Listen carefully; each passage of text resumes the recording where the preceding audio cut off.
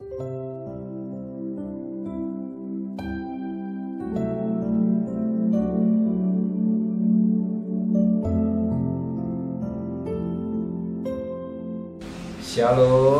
pagi.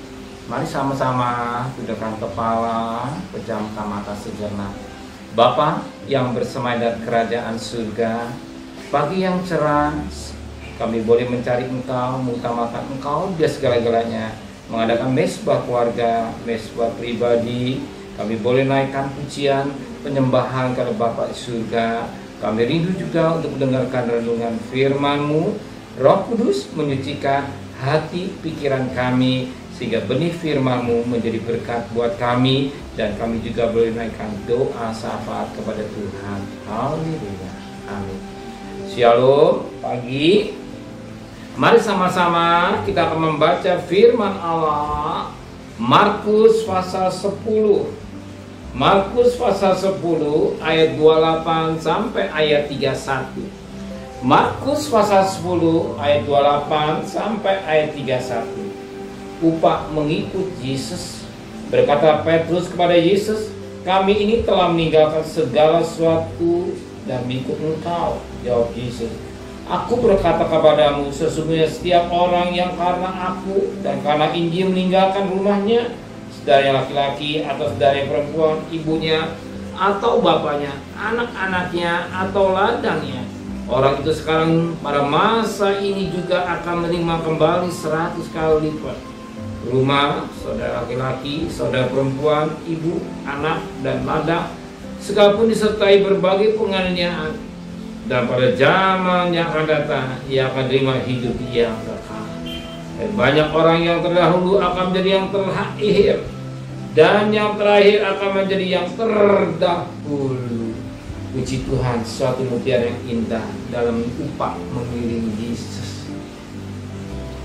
Upah mengiring Yesus, dan apa yang kata firman Allah katakan, ada upah-upah yang diberikan kepada kita. Tetapi yang sangat menarik lagi ini, upah yang kita rindukan, itulah sebagaimana pada ayat yang ke-50, 30b.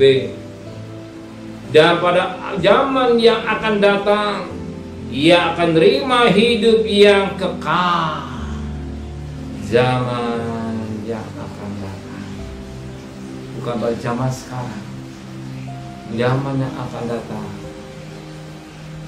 ada sesuatu yang akan diberikan kepada mereka yang mengiring Tuhan, yang mengikut Tuhan. Itulah hidup yang kekal. Bukan mati yang kekal, tapi hidup yang kekal. Arti setelah mati dibangkitkan, dan hidup yang kekal. Bukan mati dihukum masuk neraka, tapi hidup yang kekal. Itu jadi dambaan setiap pribadi yang mengiring kepada Tuhan. Kalau bicara hal yang materi, itu hanya bonus, menjadi kebutuhan kita. Tetapi yang utama itulah hidup yang kekal.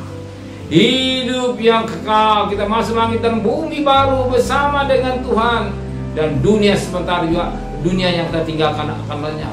Apa yang kita kumpulkan semua akan lenyap. Itu yang fana. Tetapi yang Tuhan janjikan, hidup yang kekal. Tetapi ingat, untuk mencapai hidup kekal tidak mudah. Kenapa? Alkitab menulis pada ayat 31. Tapi banyak orang yang terdahulu akan menjadi yang terakhir, yang terakhir akan menjadi yang terdahulu. Justru yang terdahulu bisa akan menjadi yang terakhir, tetapi yang terakhir akan menjadi yang terdahulu. Dan kenapa demikian? Tuhan mau dalam miring kepada Tuhan, dalam mengikut Tuhan, sekalipun harus menghadapi aniaya, masalah, persoalan hidup yang ekonomi dan segala tekanannya, firman Allah kata kita mampu setia. Ya, setia, sebab firman Allah katakan barang siapa ikut Yesus, asal halus pikul salib, orang maunya senang, tidak mau menyangkal diri. Justru yang Tuhan mau itu pikul salib, sekalipun berat, sekali sukar, tetap setia. Ini yang kalau tidak kita akan tertinggal, kita akan jadi orang yang terakhir. Ya, ingat orang yang terakhir. Kita rindu jadi orang yang terdahulu, terus setia sampai nafas yang terakhir. Saudara bayangkan yang paling ringan untuk doa pagi nggak mudah. Kalau sebulan 2 bulan masih bisa, tapi kalau bertahun berbulan-bulan apa mampu? Satu pertanyaan. Kadang-kadang hanya berapa hari sudah nggak tahan, pengen buru-buru kerja, pengen buru cari nafkah. Justru Tuhan firman katakan, carilah kerajaan Allah dan kebenaran, dan selebihnya apa yang menjadi kebutuhan saudara Tuhan siapkan. Amin. Apa yang kebutuhan saudara Tuhan siapkan. Justru kita utamakan, carilah kerajaan Allah dahulu. Sekalipun kita buru-buru, bukankah kita diberikan akal budi oleh Tuhan untuk berpikir? Kita bangun lebih awal seberapa jam atau setengah jam di budak lebih dulu, dan kita mencari Tuhan. Supaya apa? Begitu kita selesai menyembah, kita mencari Tuhan, merendahkan diri bawah kaki Tuhan, nanti urusan rezeki Tuhan yang akan atur. Kenapa yang Tuhan akan atur? Sebab berkat itu datang dari Tuhan. Amin. Sudah percaya berkat dari Tuhan?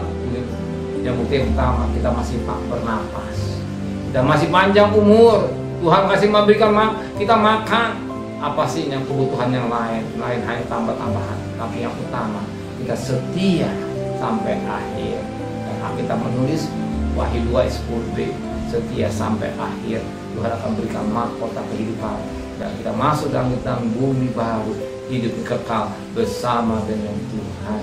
Bukan bersama dengan iblis masuk neraka yang kekal, tapi hidup yang kekal bersama dengan Tuhan. Mana yang kita pilih, masuk neraka yang kekal atau hidup kekal? Pasti kita pilih hidup yang kekal. Ini dambaan setiap pribadi yang mengiring kepada Tuhan. Amin. Sudah percaya? Kita setia, ada hidup yang kekal yang Tuhan janjikan. Mari sama-sama tundukkan kepala, pejamkan mata sejenak. Terima kasih Bapa buat firman-Mu, menteraikan firman dalam hati kami. Kembalikan besok pagi tubuh yang sehat dengan tidak kurang satu apapun juga. Berkati Bapak Presiden, Wakil Presiden, para menteri, para gubernur, para bupati, para wali kota, para camat, para lurah, para RW, para RT, para medis, tenaga Polri. Berikan mereka hikmat yang dari surga, dari sewa takut kepada Tuhan. Sedang kekasih, terimalah berkat nikmat dari Allah Bapa, cinta kasih sayang dari Tuhan Yesus Kristus, dan berkat Roh Kudus menyertai saudara mulai hari ini sampai Maranatha Tuhan Yesus datang. Yang cinta Dia katakan amin. Tuhan memberkati.